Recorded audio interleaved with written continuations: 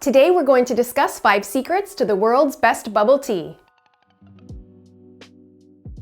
So I often get asked, what are my secrets? How do I make award-winning bubble tea? Well, as you know, I've had bubble tea shops, I've traveled the world, and so surely there must be some sort of equation or things that I can do. So what I've done is I've just put together a short video with 5 of my secrets to the world's best bubble tea, and I'm going to share them with you.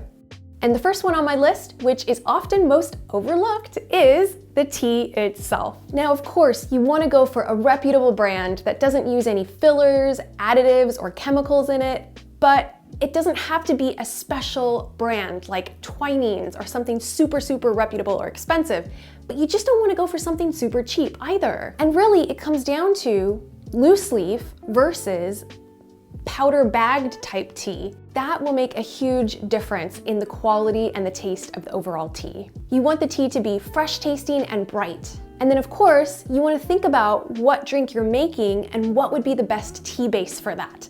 So is it an Assam, an oolong, a Ceylon? Perhaps the best tea base for your drink will be a jasmine green tea or just a basic green tea. But either way, just make sure you put a lot of thought into what teas and what brands of teas and what types of teas that you're going to be using for your base. Number 2 is drink recipe. And to begin with this one, I'll go back to the top one, which is the tea. We definitely want to make sure that there's a strong enough tea flavor in the bubble tea itself. And if you are making a milky drink, then we want to make sure that you can actually taste a little bit of that milkiness. But oppositely, you don't want that milk flavor to be so strong that it's an imbalance of the milk versus tea. You may think that tea, milk, and sugar, it's pretty simple, but actually you need to make sure to get that just right. You don't want it to be too sweet, you don't want the tea to be too strong, you don't want the milk to be too milky, and oppositely, you don't want to not have enough to where you don't really taste that at all. It's all about finding that perfect balance. And that's why sweetness is the next part of this. How much are you using? You want it to be just enough that it's flavoring and enhancing the tea and the milk, and definitely not too overpowering. And for a milk tea, we also want to take into consideration the thickness or consistency of the beverage as a whole. If it's too thin, it can be really unenjoyable. This often happens when we try to make it vegan by adding in almond milk or soy milk or coconut milk. Sometimes what'll happen is it will just taste too thin and there's not really enough thickness in it. That does happen to be one of the nice things about using a bubble tea creamer powder. It gives it that thickness that we've learned to expect when drinking a milk tea. And for the final component of this section, I just want to touch on flavor. So for example, strawberry. If we're adding a flavor of strawberry to a milk tea or fruit tea, we want to make sure that it is natural tasting. Steer clear of anything that tastes fake or chemically. Believe me, your customers are not going to like it.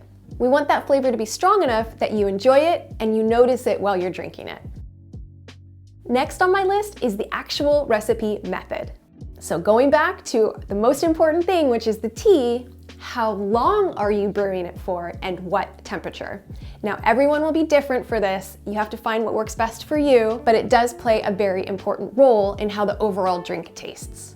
Then is something that I call a drink build. Are you making this drink with a hot build method or a cold build method? So for example, again, referring to the milk tea, if we've got a powder, are you putting hot water or hot tea in there to bloom the flavors and melt the powder? Or are you simply adding cold liquid and just giving it a quick stir, which may or may not result in a clumpy or gritty consistency in the end? Believe me, something as simple as this can really make a big difference in the end result of your drink.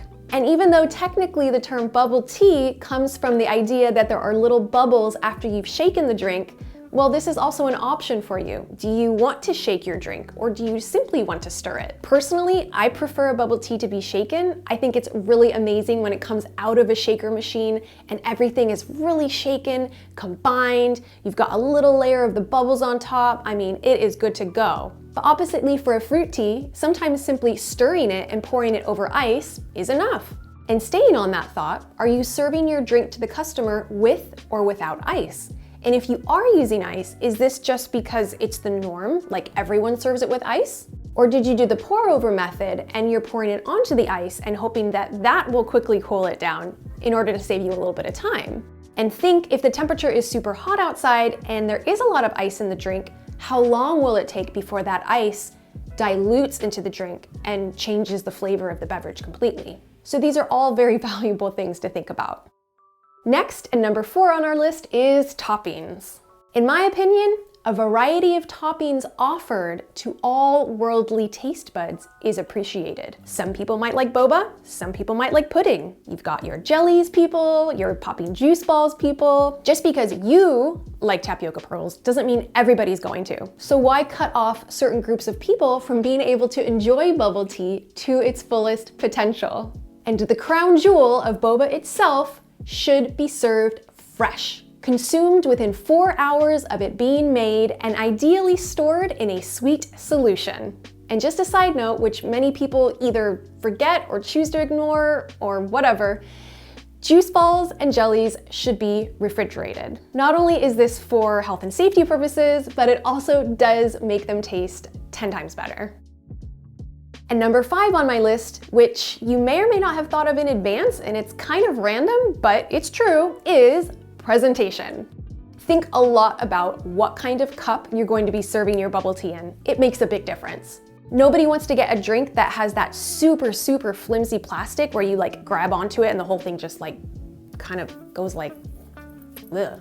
That cup represents the quality of your drink. So just make sure that if part of your brand is a premium product, that it is being served in a premium cup. This can also translate to the straws. Are you using a premium straw or a cheap straw? A plastic straw or a paper straw? A glass straw or a metal straw? And what about the lids? Well, something to consider if you have foam on your drinks. If you do have that thick layer of foam or crema or whatever you want to call it, are you offering it with the type of lid that either the customer can take off or sip through a little side portion? Or is it the type of foam that doesn't really need that and it's supposed to be either stirred in or shaken in? In that case, you can simply use a seal on your cup. So just the presentation of those 3 components alone, the cup, the straw, and the seal, are super important. Then when you're actually getting your drink, how does it make you feel? Do you feel rushed and annoyed? Or do you feel happy and valued as a customer? And last but not least, make sure that you've got a really strong branding, marketing, and social media presence. So in summary, the 5 secrets to the world's best bubble tea are tea type, drink recipe, recipe method, toppings, and presentation. Thanks for joining me today. If you found the information in this video valuable, please click that like button. I'll leave some informative and video links in the description if you would like to further your education. I'll see you again soon.